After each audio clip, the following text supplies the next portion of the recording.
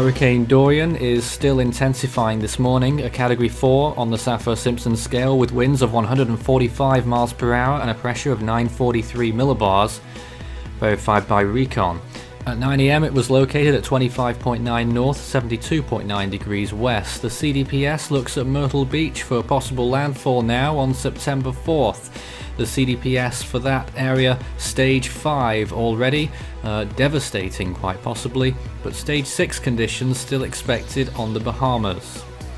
Here is the storm's position at this time with the wind field there. Again, 25.9 north, 72.9 degrees west, not too far away from the Bahamas where a hurricane warning is in effect. Current distances from these locations: 286 miles from the capital Nassau, 356 from Freeport, 448 from Miami, Florida, 553 from Orlando, and 615 from Jacksonville. The models have had a remarkable shift overnight where a landfall in Florida is no longer guaranteed, and I think they're holding off on warnings for a little bit longer just so we can see exactly what's going to happen to Florida. We still don't know. It could still be a very severe scenario. Hurricane warning there, northwestern of the Bahamas, hurricane watch for Andros Island. So this is what the GFS model is now saying. Rainfall shooting off towards the northwest and leaving Florida with only around 2 or 3 inches of rainfall from the storm. This is only one model run. Other models say different things, but the trend has been quite clearly starting to turn away from Florida. Of course, the whole East Coast is still under the National Hurricane Center cone, and that should be borne in mind.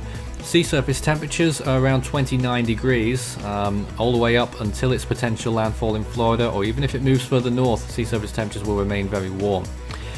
Here's what the GFS is forecasting on the wind field now, so you can see here later on in the weekend, by Monday maybe, or Sunday even, it will pass just to the north of the Bahamas. Some models still have an actual landfall there, and the National Hurricane Center forecast does too.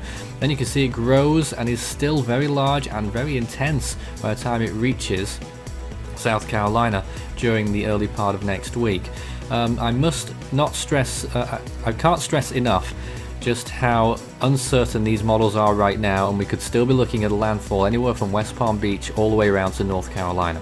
Chances of tropical storm force winds look like this: 99% at Treasure Key, 92% still at West Palm Beach, 90% at Port St. Lucie, 92% at Melbourne, and 64% at Jacksonville. So, tropical storm conditions and probably hurricane conditions are still very likely for the Florida East Coast. These are what the models are saying. H1 calling for a Category 5 could still happen, but most of the models going with mid-range Category 4, which is what the storm already is. Wind shear was very good yesterday. It's starting to rise a little bit today, up to about 10 to 15 knots. Wind shear, sea surface temperatures 29 degrees generally, as I said, and relative humidity is looking good. Look at their models on the left-hand side, how much they've shifted towards the east. We'll have to see whether that remains a consistent trend and whether the storm will actually turn away from Florida. At the moment, I would definitely still be absolutely on your guard over there across the whole state really, because these models can flip one way and then just as easily they can flip back the other way. So this evening, we could be talking about Florida landfall yet again. So we can't be too cautious on this. But definitely all places north of Florida as well should be watching this storm extremely closely. Georgia, South Carolina, North Carolina, maybe even beyond that later on. But at the minute, those 4 states could get severe impacts from this storm, and it could still be all 4 of those states as well, as the storm could reach Florida and then skirt up right up the east coast towards the northeast. Here's the latest satellite image of the storm as we've been looking there. It's still developing, and we'll have more updates throughout the day and on our live event. You can follow Force 13's outlets, the website force13.com. You can also find our YouTube channel. If you're not there already, you may well be. Good chance of that. Subscribe if you haven't. You can also find our Facebook page, search Force 13 all in text, and our Twitter handle. It's at Force 13 on there. You can also help the project become even better by becoming a patron. You can see more information about all the benefits involved by visiting patreon.com/Force13. With a special thanks to these people for being our most valued patrons this month: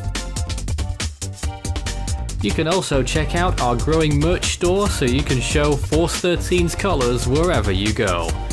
You can also find a link to our Discord server underneath this video in the description.